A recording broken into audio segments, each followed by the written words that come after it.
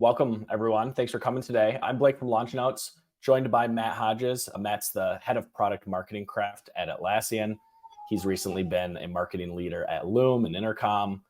Really excited for this conversation. Matt and I are going to be talking about a lot of things, but chiefly how product-led growth fails without great marketing. Really important topic, really relevant topic for a lot of us, I know. Matt, welcome. Thanks for joining us today. Yeah, thanks for having me, Blake, and thanks to everyone joining from around the world, especially those of you in Europe where it's really, really, really late. No pressure on me to keep you awake.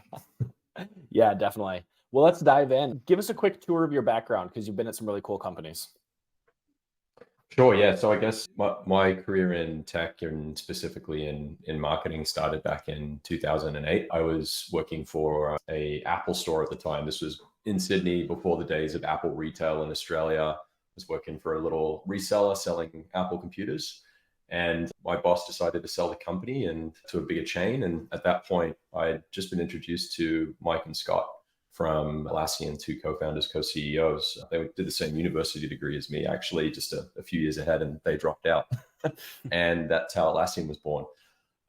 So I got introduced to them and ended up joining what was called the pre-sales team at the time. And this was pre-cloud. To use any of Atlassian's products, you would download a package, open up the command line, install it, and then get an evaluation license key. And I would help folks evaluate Confluence. That was the product I was focused on. Long story short, Atlassian ended up moving me to San Francisco in 2009 when they were investing in marketing. Jay Simons had just joined as VP of marketing. He ended up becoming the president for a good 10, 11 years. And that's how I kind of got my first role in product marketing. And I ended up running product marketing for Atlassian's collaboration business, Confluence, HipChat, and all the Confluence add-ons. It's about a $40 million business at that point in 2014. Got itchy feet. Atlassian had gone from 100 employees to almost 1,000, 200 plus million in revenue in those 6 years. And I ended up joining a really small San Francisco-based but Irish roots company called Intercom. They had 50 employees, just raised a Series B. They had hit 1 million in annual recurring revenue and were investing in marketing and sales for the first time. And so I joined as the first marketer, spent 5.5 years building out the marketing team at Intercom. And then when I left it in 2019, company was about 700 employees, 120 or 140 million annual recurring revenue, something like that. So 1 to 140 in 5.5 years. So pretty insane growth. And then my wife and I decided to move back to Australia. And with that move, this was all pre-COVID. Intercom was not a remote-friendly company. And I decided to leave so that we could move back here to Australia. And serendipitously landed a job at Loom through a connection through a early Intercom employee. And so I joined as Loom's head of marketing. Spent the first 3 months in San Francisco, then moved back here, ran marketing and product for a good 8 to 9 months, and then burnt myself out. Life happens, COVID happened. We had a second child, international move. It all caught up with me.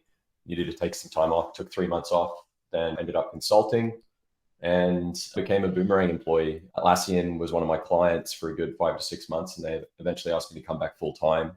And so I rejoined full time in February of this year.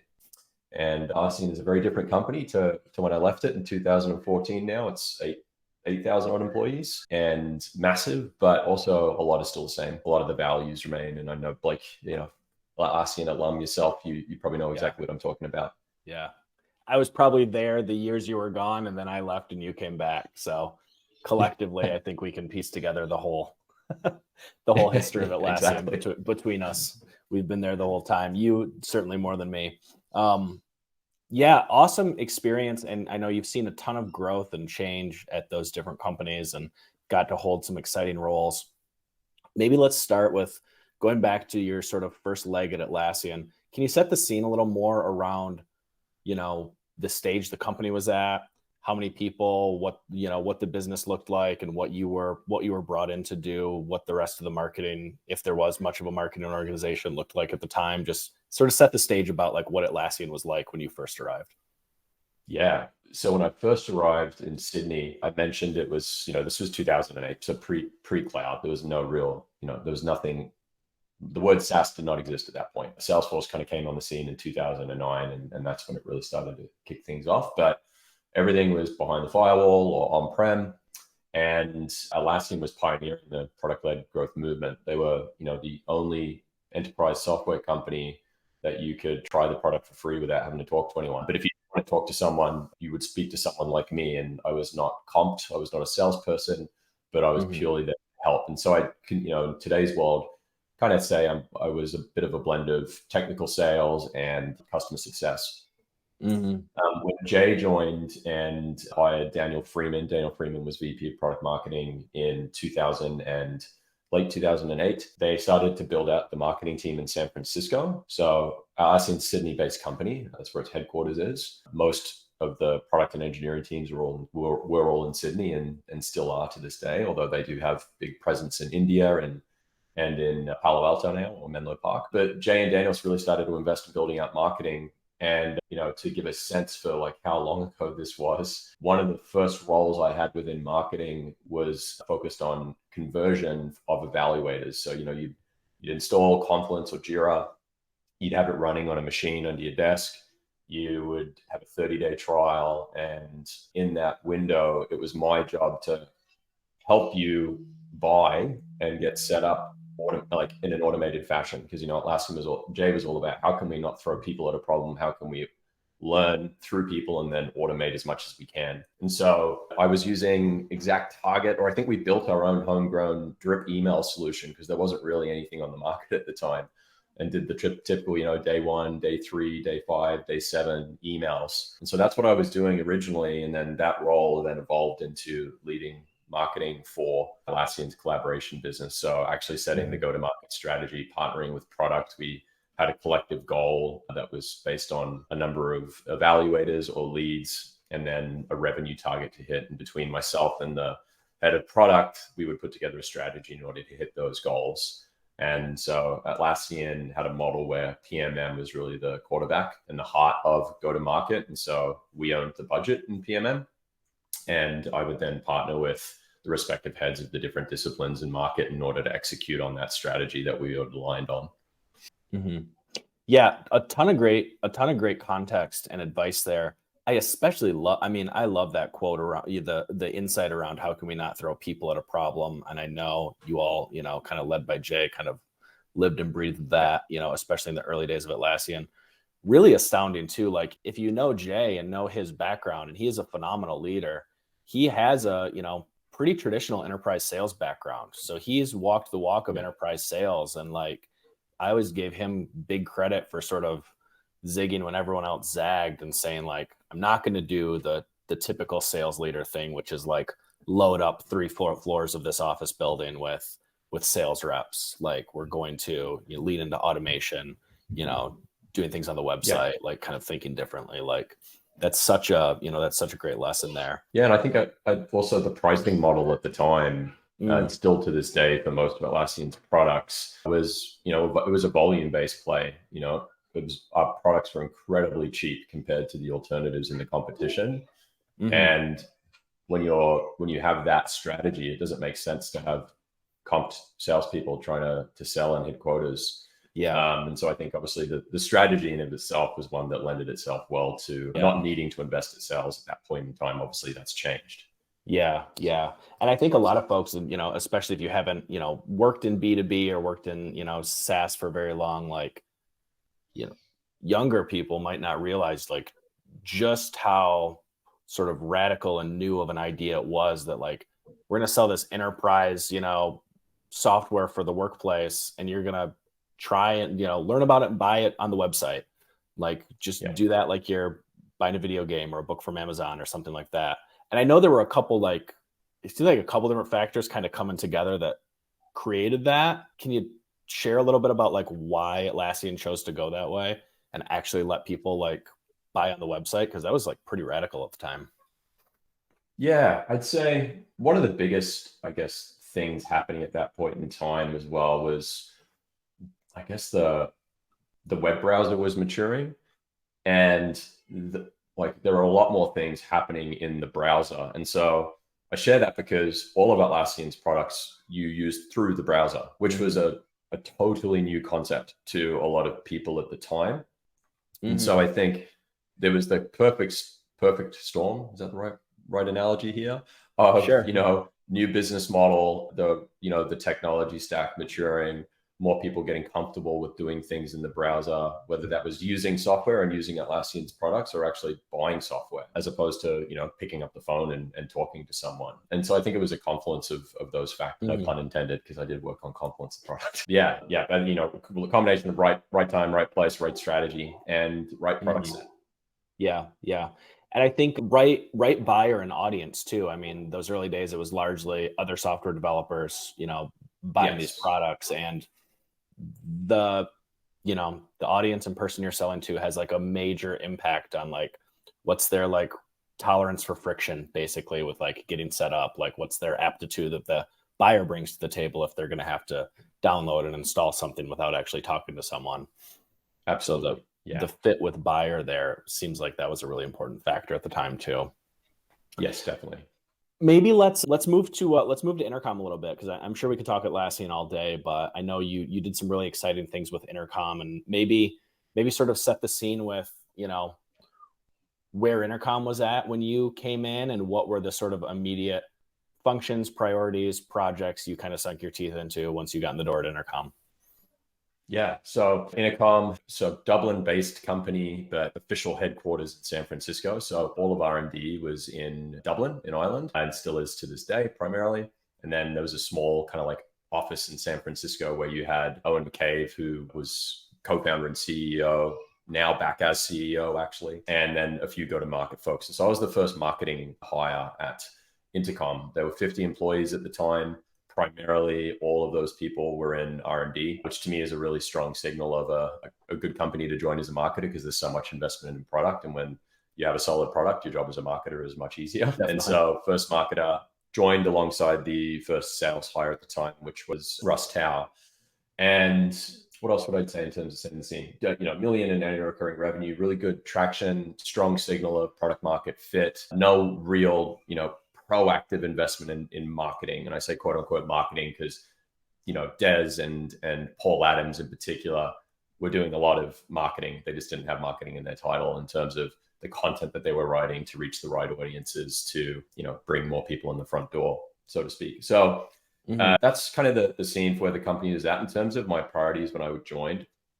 I guess a bit of advice for anyone who, moves into a new role at some point in their future is always be very clear on the expectations of your role when you join a new company, especially one where they're hiring a function that they've never had before.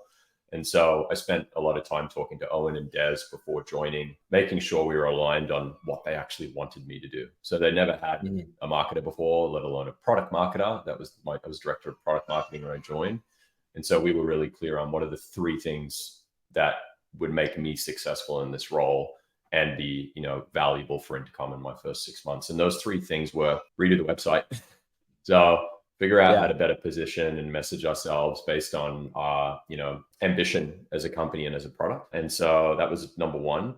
The second was to start to do product launches. So, Intercom has a world-class product team, PMs, designers, researchers, engineers, the full shebang, and they were shipping fantastic product.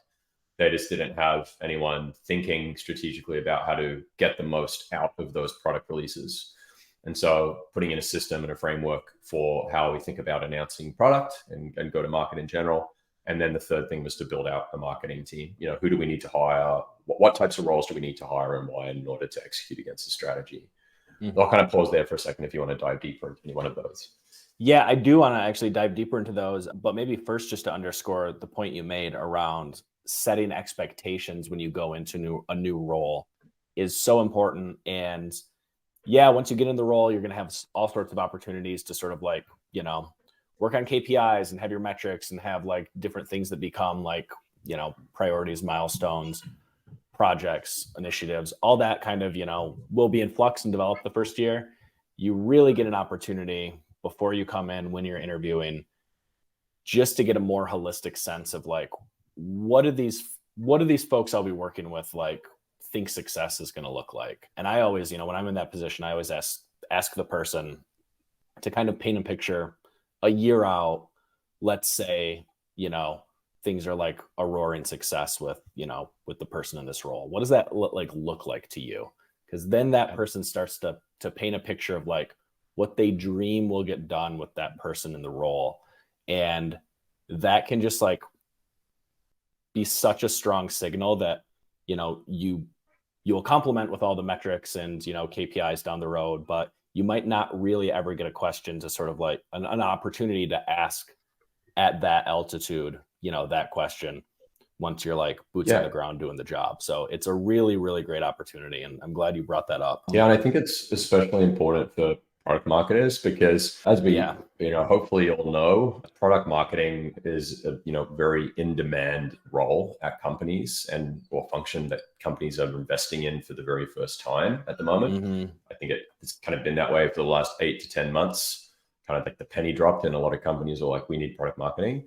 And I bring that up because a lot of these companies, and I spoke to a lot of them when I was consulting, don't know what product marketing is. Or they have a very specific idea of what they want it to be. And that's where it's really important you get clear on, I always, whenever I was asked for advice on, hey, we want to hire a product marketer, who should we be hiring and what should we be looking for? The first question I asked was, what does product marketing mean to you? And then from there, I would ask, well, what are some of the challenges you're having with your business? Or on the flip side, what are some of the opportunities that you want to double down and take advantage of? And that then helps shape the role. And because there are many flavors of product marketing and, we all wear many hats. And so those are the questions I usually ask, like, what problems do you have that you think someone can come in and help you address and fix? And what opportunities do you want to double down on? And then from there, you kind of shape the role. Yeah. Great point, because, there's so much scope and potential to that role that, it could go many, many ways in terms of like what that person actually does. So yeah, it's great to level set on that. But yeah, maybe circling back to to those Intercom projects, I'd love to dive in, and maybe the website that you mentioned first is a good sort of little mini case study we can zoom in on here. Yeah. Because especially for B2B SaaS, like the website, it's like the front door of your business. It's the first thing that buyers are going to look at when they're sort of sizing up. And it's a great sort of platform for product marketing, right? It's like where the best of your product marketing sort of should live. So when folks are diving into a website, whether it's, a big redesign or launching for the first time or tweaking it, like what were some of the approaches you took, frameworks, ways of attacking that seemed to be helpful? Yeah, great question. So I think so many different ways you can approach these projects. We kind of did it in 2 phases, not that it was ever planned to be done in 2 phases. So I'll speak about kind of the first step we took on redesigning the homepage. Effectively, Intercom had there were a few sub pages, but there was a homepage, a pricing page, and a contact us page or an about us page. And so we started with the homepage, the most important page on your site, the front door to your business. And I ran a little survey amongst our existing customers, put together like 10 or 11 questions to better understand from them, what they were using Intercom for, what problems they had sought to solve with it. And then a key question was, how would you describe Intercom to a coworker? Like, how would you describe it, what it is? And then how would you describe what value it provides to you? And so I did that survey, got like a couple hundred respondents. And from that drew a lot of insight into how to think about talking and speaking about the product based on what our customers were saying. And then obviously injected a lot of intuition. I think, you shouldn't base everything on research and, what customers tell you. You need to obviously use some intuition based on, your own understanding of the market and what opportunities exist to differentiate yourself based on where your product is today, but also where you want it to be in the future. So that was kind of step 1, redesign the homepage, both visually and then from a positioning point of view. I think it was the original headline was simple, personal chat for businesses and your customers. And I remembered when I read that before I joined, when I was trying to understand who is this company that I might want to work with. And I read the headline and I thought it was chat software. Like I thought it was literally like HipChat. And so I think there was a lot of opportunities to refine how we positioned ourselves. And where we ended up was the new headline at that point in time was an entirely new way to connect with your customers. And so that was kind of phase 1. And then phase 2 was a lot more in depth. And it wasn't just about the marketing side. It was more about our strategy as a company. We actually worked with a consulting firm based out of Detroit called the Rewired Group. I've done a talk on this. It's called Marketing the Job to Be Done. It's on YouTube. If you want to go deep on it, do check out that talk. It's like only 10 minutes. You can watch it at 1.5x, get through it in like 7 minutes. And so I won't go super in depth, but we worked with this firm, the Rewide Group, who are specialists in the jobs to be done methodology, which is the methodology that Intercom uses to build product. And out of that engagement, we came out with an understanding of the 4 jobs that people were hiring Intercom for at that time.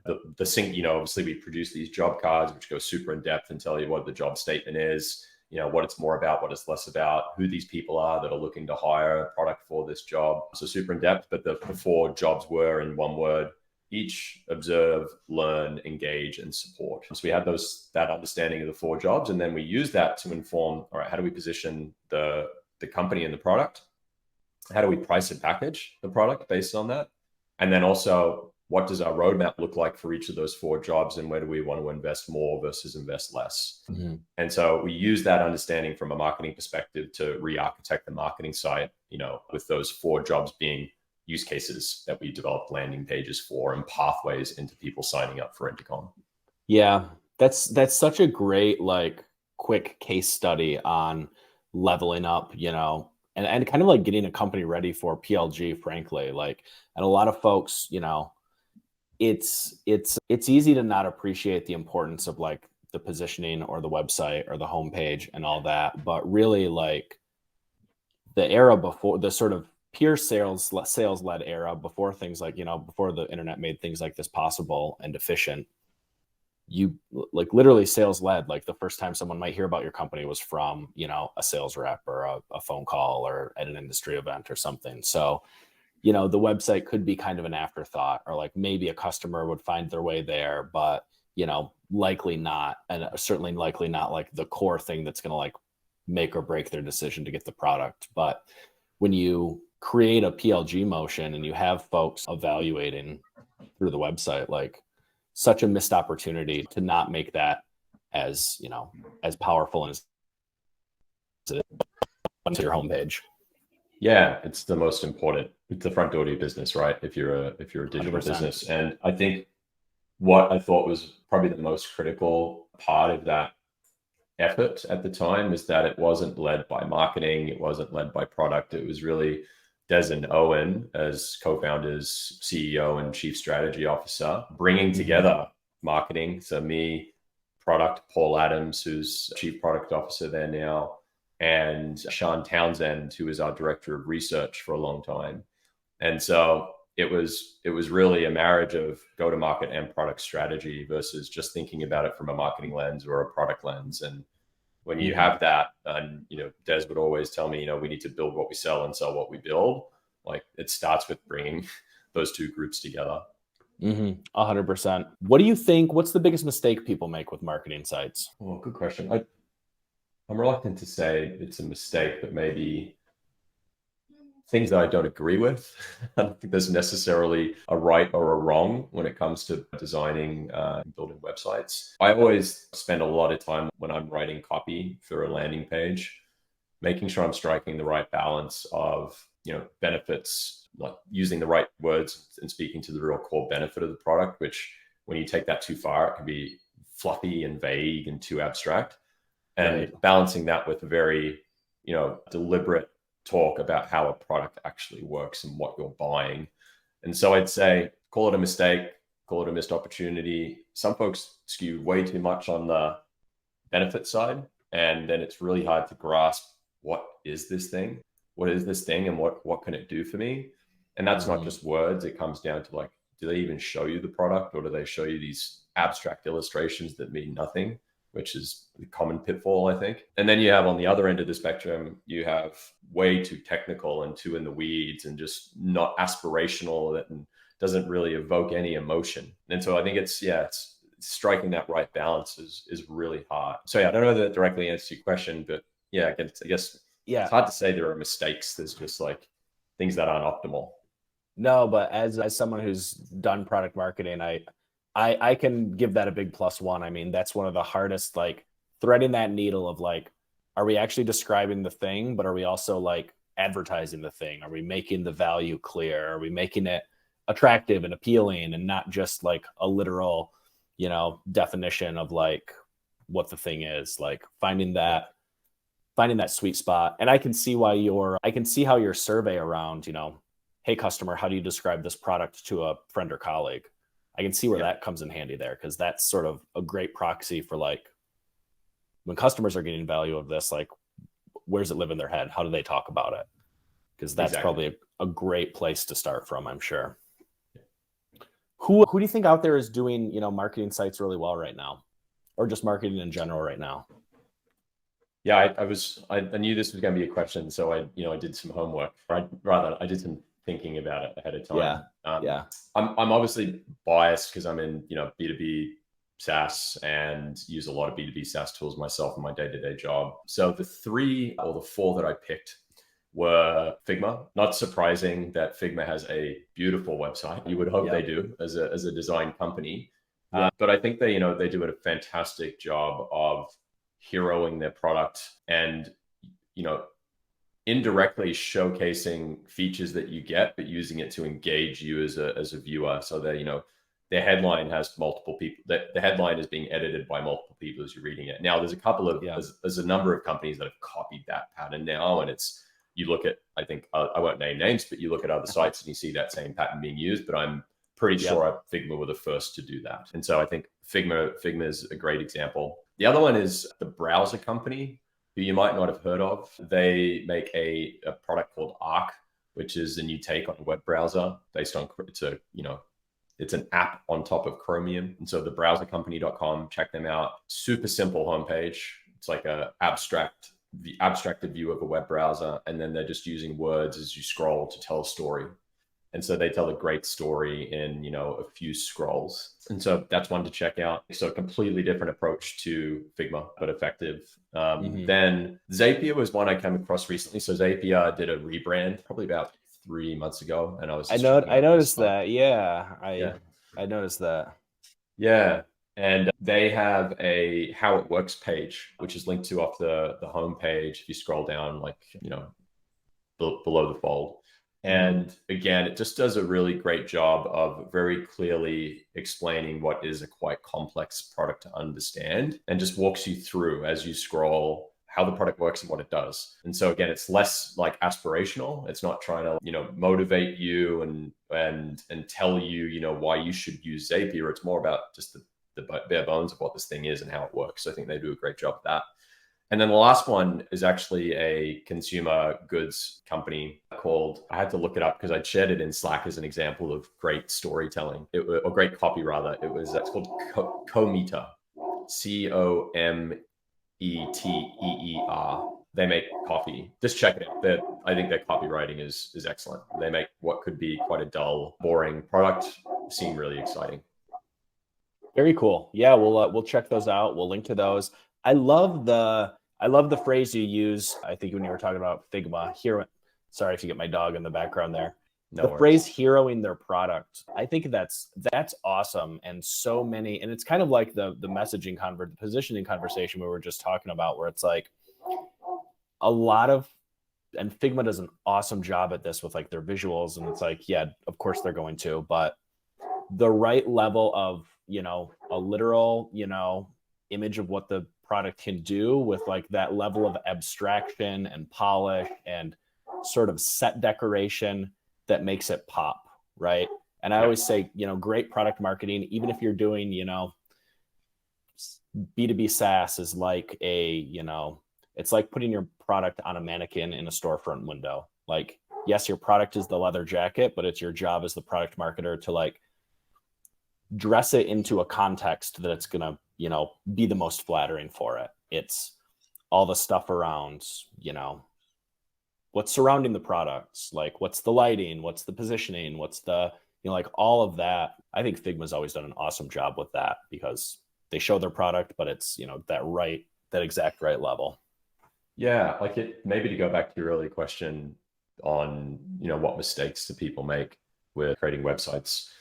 If you're selling software, show me the product.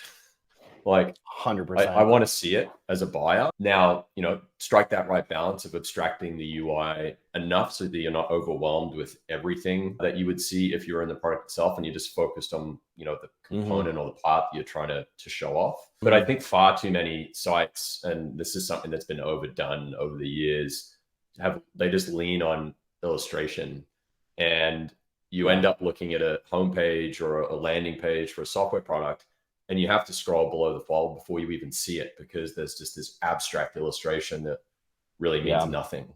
And so I think that's something like I always am like, show me goddamn product.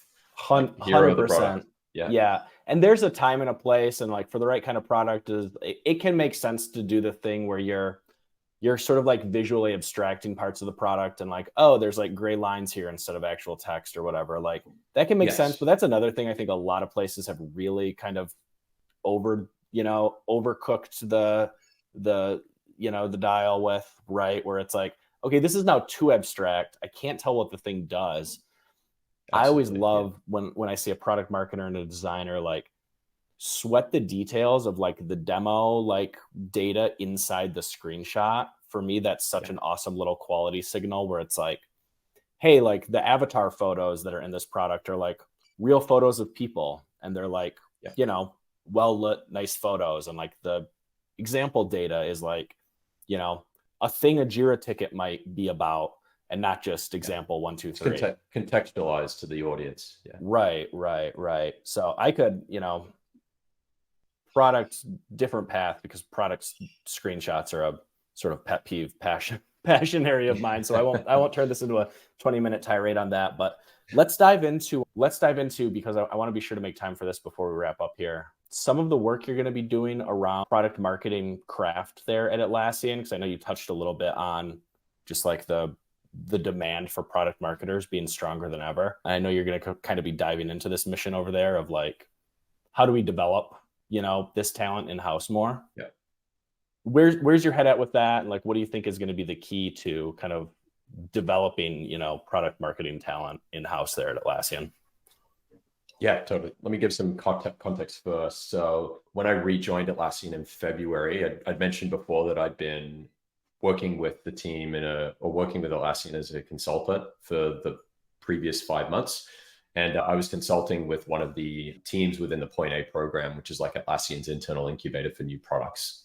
And I'd come in, I was helping the team that was working on a product that was formerly known as Team Central on branding, positioning, pricing, and packaging, all those good things as they were thinking about when the product would exit beta, become publicly available, and eventually generally available. And so when I rejoined, I ended up stepping into the role of leading PMM for that product because it was at a critical point in its life cycle. We were just ahead of Team 22, which team is Atlassian's annual global user conference. And we were going to, feature that product at that event and announce the public beta of it. And then GA was the next milestone, which ended up happening in early October. And so I've been in that role full time since February, and we've just started to build out a team, and I'll be taking a step back and then focusing my efforts full time on craft. But I share that context because I think, unintentionally, I've been in the shoes of a PMM at Atlassian. So I got a taste for what it's like to be a PMM. Now, one thing I'll say is that Atlassian's a big company, very different. You'll have a different experience depending on what team you're in. But I definitely was able to witness and observe some things and challenges that PMMs face that I will be incorporating into how I think about craft moving forward. And so what is PMM craft? PMM craft is a function right now, it's just me, that has been established within the marketing org to amplify the impact of product marketers within Atlassian and outside of Atlassian. And so what I mean by that is not only up-level and upskill the talent that we have today, but also, share with the market that Atlassian is a fantastic place to grow and build your PMM career. And so essentially that's what my role is about. And it's a function we'll continue to invest in, and I'll just get it kicked off. There's been a precedent set for it. We have craft functions within other disciplines in Atlassian, like product management. Sharif Mansour, who I worked with back in the day, he's been at Atlassian for many, many, many years now, had established the product craft at Atlassian. So we're really playing catch up on the go-to-market front here. So when I think about areas of investment in craft, I literally just had a call with our CMO Robert and my boss Sean Reagan, who's been on this podcast, I guess, or asked me anything before as well. Yep. Had a kickoff call about, all right, now that I'm able to invest all my time on craft starting in the new year, what are we going to do? And so I think I essentially put down on paper, like there's three areas of investment that I think not mutually exclusive, but when they come together, really, I guess at its essence is craft. Those three things are talent. So investing in the talent that we have at Atlassian today. We have fantastic PMMs at Atlassian today, and we want to continue to help them grow their careers, but also raising the bar for the next wave of PMM talent that we bring in. And so that means getting consistent and standard on how we interview folks, making sure that we're bringing them in at the right level so that they're set up for success, and they also help raise the people around them. So there's talent. The second bucket is skills. So there are a number of different skills a product marketer needs. There are a core set. I've written a post on LinkedIn about what I believe to be the top traits of a PMM, a great PMM, but things like storytelling, not just written, but visually. How do you tell a story with video and with GIFs and with screenshots? How do you write great, impactful copy? So there's like a whole area around investment in up-leveling skills. And then the third bucket, again, all of these are interwoven and together form the concept of craft, is practices. So how do we work? How do we work as product marketers? And so this will be where we start to think about how do we better our relationship with and work better with the product team, which I think is a huge area of opportunity to improve moving forward. So yeah, kind of those two things: talent, skills, and practices. That's super exciting. We'll have to have you back for another conversation next year after you've gotten to put a lot of this into practice more, because it's really exciting that Atlassian's investing in this. I mean, coming from an organization that I think is like a top tier home for product marketers to begin with, to see you all like even further investing in that talent pool and that skill set, like it's going to be a massive level up for you guys. And yeah, for anyone out there who's in product marketing or exploring a career, like I definitely can't endorse enough like the trajectory you'll get on having some experience at Atlassian. So huge endorsement, and super excited to see what you guys do there. Yeah. Thanks, Blake. We're hiring. Yeah. Well, let's dive into some audience questions. We've got a bunch. Steve's going to drop them in. I'll just read them if folks are listening on the audio afterward, and we'll try to get through as many as we can here because folks have some good ones. If you have a question, you can drop it in the chat too. We'll try to get to it. So this first one, the role of PLG marketers, where to draw the line between the responsibility of PMs and marketers in PLG? It's a good question. Yeah, let me see how I can tackle this one. I think I'll start with ownership of metrics. So I think it's important that it's clear who is accountable for at the end of the day. Metrics and there's obviously top line revenue metrics, and we all contribute to those. But if I was, in the most simplistic form, thinking about what is PMM responsible for and what is PM, or responsible is the wrong word, accountable for, knowing that these numbers all influence each other. It'd be for PMM leads, or leads is probably the wrong word because there's obviously concepts of sales there, but new signups were probably the right metric there. The number of new signups that we're bringing in, and then the conversion of those into paying customers or into active customers if you have a freemium model. So I think that's something that product marketing should be responsible for. Like, you are in charge of creating, capturing, and converting demand for a product. I think PM is responsible for making sure we're building the right things so that marketing can create, capture, and convert demand, but ensuring that those things are adopted and that users are engaged. And so it's so hard to draw the line. Ideally, you have shared responsibility for those metrics, and it's a partnership, so there's no finger pointing. So I'd say that's where I would draw the line. Getting more tactical, if you think about building a new feature, one thing that we did at Intercom, which I think is a fairly common pattern at a lot of companies, I don't think this was necessarily invented by Intercom, but we had a concept of an intermission, which was effectively a project brief for every feature that was built. That was, I think, more than a week worth of investment. And in that document. It was usually a couple of pages long. There was an articulation of the problem that the feature or set of capabilities was intended to solve for the customer. That articulation was owned by product. So it was the PM's responsibility to clearly define what problem are we solving and how. PMM's responsibility, or the sections of that document that PMM owned, were, we called it the inter-story. What's the story we will tell when we take this feature to market? Like, what will we call it? What's the, one sentence highlight of how to describe what it is and why it's a benefit to you? PMM owned that, as well as any considerations around pricing and packaging. And so that was another way in which we drew like kind of clear lines of ownership, but they're not mutually exclusive. PMM helped shape the problem definition and PM helped shape the story. And when you do that and you're doing it in unison, like, I think you end up building the right thing and selling the right thing in the right way. So I don't know whether that directly answers the question, but that's how I think about it.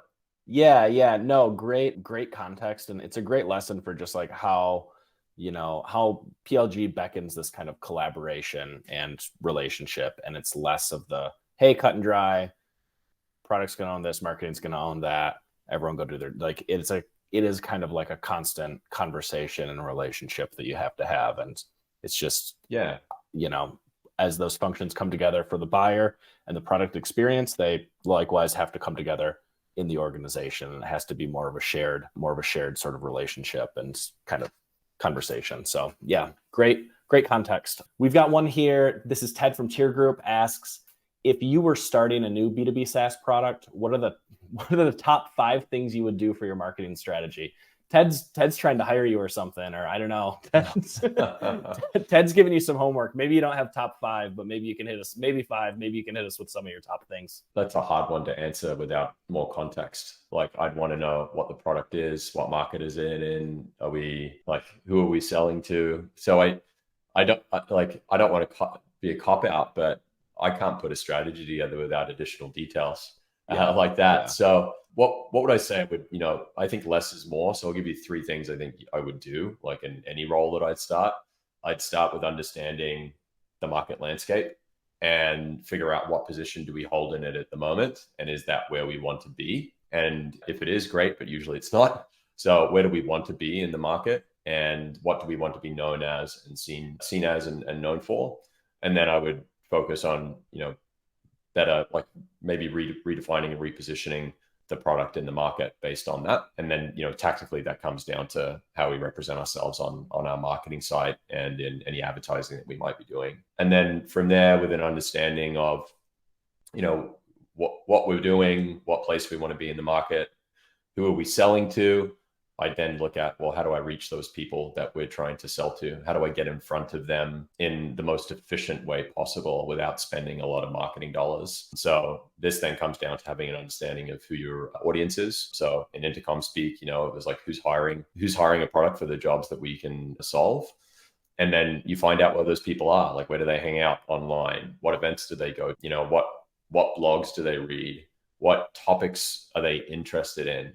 And then, you employ your advertising and your events and your content marketing strategy and make sure that you're showing up in all of those places and building that mind share and generating that awareness for your product. And then third thing, if I do 3 things, is I'd look at the funnel and I would, probably look to better understand what are the different customer journeys and the pathways into the product, what's working, what's not, where are there opportunities to do better, where are there opportunities to simplify, and then, do your classic like optimization of the funnel. Yeah, there you go. There's Ted is your catch-all, all-purpose for a generic B2B SaaS products. That's a general blueprint. Feel free to dive in from there. Casey from Alpha Sense asks, one of the biggest challenges I've experienced at SaaS companies without a freemium model is really cementing the value of a high-cost product within those 14 days of a free trial without overwhelming trialers with educational resources, product tours, etc. What are some of the most impactful marketing methods you've implemented to increase trial conversions? Great question. Yeah. I'm trying to think of the right relevant example here. I think probably Intercom would be the right example here, since Loom for me Loom has always had a freemium product. or a free product just to get started with. And I guess Atlassian and Intercom, there's some parallels in their business models. Okay, so Atlassian, when I was there earlier on, and still to this day for some of the products, there was no free version of Confluence at that point in time. There is now, and there's a cap on the number of users. I think it's 10 users on Confluence, but Confluence you would download and you get a free 30-day trial. And 30 days was kind of the standard at that point. And I think with the prevalence of SaaS, that's now shifted and it's more 14 to the point in your question, or 7 days in some cases. So the trial length has got shorter as we've learned, like, what is that optimal trial length to make sure that people have a sense of urgency to really evaluate the product and make a decision versus, I've got 30 days, then you kind of forget about it. So I think there is something to be said about shorter trial lengths, increasing that sense of urgency. But then to your point, like, how do you not overwhelm them in such a short span of time? So I think the most effective tactic that I've seen, other than, your standard drip feeds, not based on time, but actual based on engagement in the product, and Intercom is a fantastic product to use to do that, I would say product demos. Like, we used to do this at Atlassian. It's a tried and tested tactic.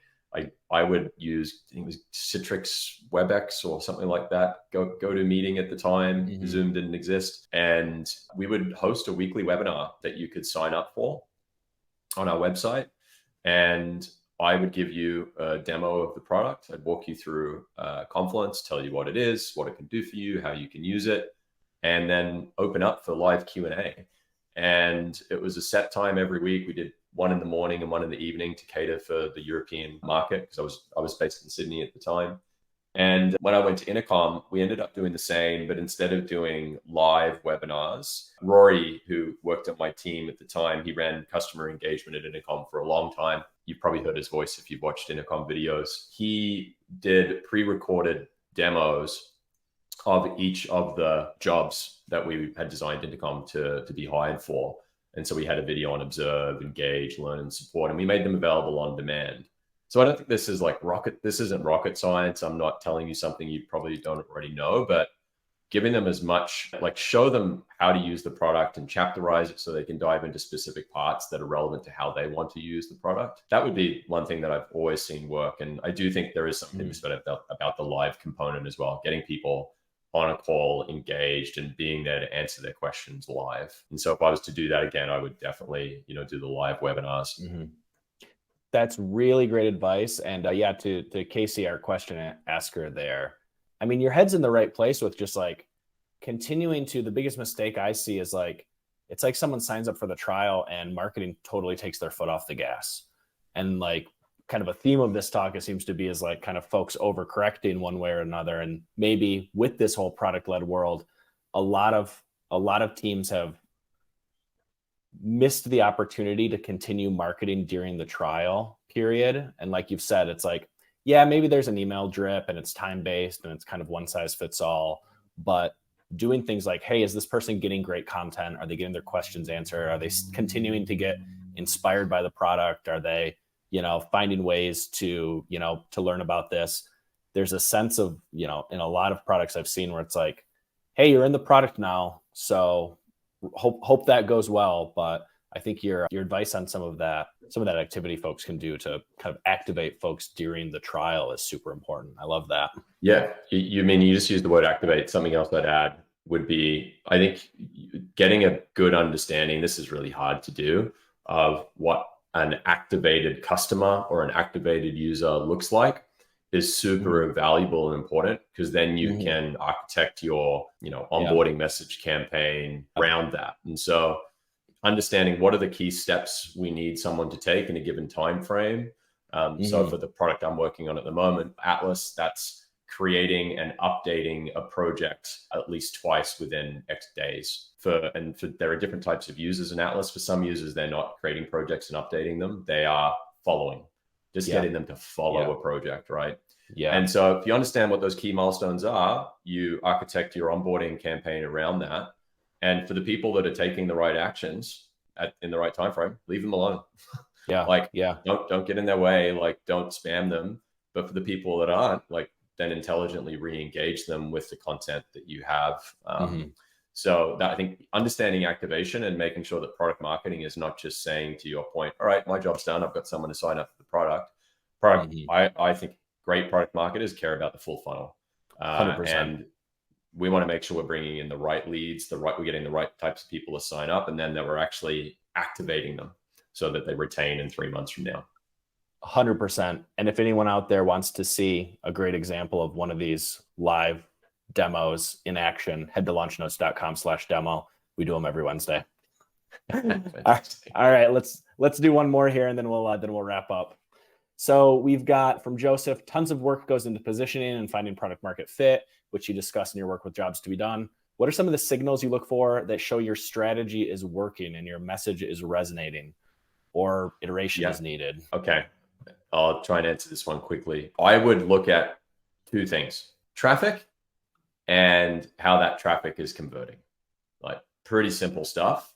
Obviously, I dive a little bit deeper and look at where is the traffic coming from. Ideally, you want to be seeing direct and organic being your 2 biggest channels and growing channels. If you're relying too much on paid and that's becoming a bigger and bigger portion of the traffic to your site, then your strategy is not working. And so direct and organic is where you want your traffic to be coming from, unless obviously you have specific campaigns and you're driving through those campaigns. But I would look at traffic, and then I'd make sure that it's converting. And so, to give a very recent example, we recently rebranded the product I'm working on. It was called Team Central. We finally gave it a name when we launched it at Team 22, and it's called Atlas. And we finally aligned on, when someone asks, what is Atlas? We have a noun that we use. And so that noun is, Atlas is a teamwork directory. And then obviously you ask, well, what is a teamwork directory? And I can talk more about that. But there was, I think, a little bit of hesitation around that, like, teamwork directory, what is that? What does that even mean? And it's a new concept, and it's intentionally a new concept because we've built something that doesn't exist in the market. And so when we did that repositioning exercise, one thing I had my eye on, because I was worried about whether I made the right decision, was how is traffic doing and how does conversion look? And so I think you want to, as traffic grows, the best place to be is conversion holds steady, right? And if conversion is holding steady, and conversion here I mean to sign up, then I think, that's a really strong signal that your positioning and your messaging is resonating with the people that you're attracting to your site. If conversion tanks, right, or starts to decline, which I think as traffic grows quickly, you should expect conversion to decline, because you're going to have lower intent people coming to your site as your product grows. So it's not necessarily a bad thing if it starts to decline, but if it really starts to decline and fall off a cliff, that would be a signal that you're bringing in the wrong types of people, or your message isn't resonating. But if conversion holds steady, and traffic grows, I think you're on the right path. Yeah. I was just having this conversation with someone here the other day, and it's like, sometimes the case could be, or maybe you're doing very good at content marketing and you're bringing the right people into the site, but you are struggling to kind of connect the dots and bring them into product intent. And that's the muscle you need to work on. But yeah, it's great sort of, litmus test for, what you should look for. Matt, this has been a ton of fun. I could talk about these topics all day. I'm sure you could too, but I know you have a day job to get back to, so we'll let you. Thanks so much for joining today and sharing all this outstanding advice. We really appreciate it. Yeah, thank you. And yeah, thanks for having me. Yeah. Where can folks, folks want to find you, connect, follow up? What's the best way folks can connect? Best would be LinkedIn or Twitter. So Matt and Hodges on Twitter, and then you'll find me on LinkedIn, Matt Atlassian or Matt Loom, Matt Intercom should pop up. Awesome. Thanks, mate. Appreciate it. Thanks, everyone.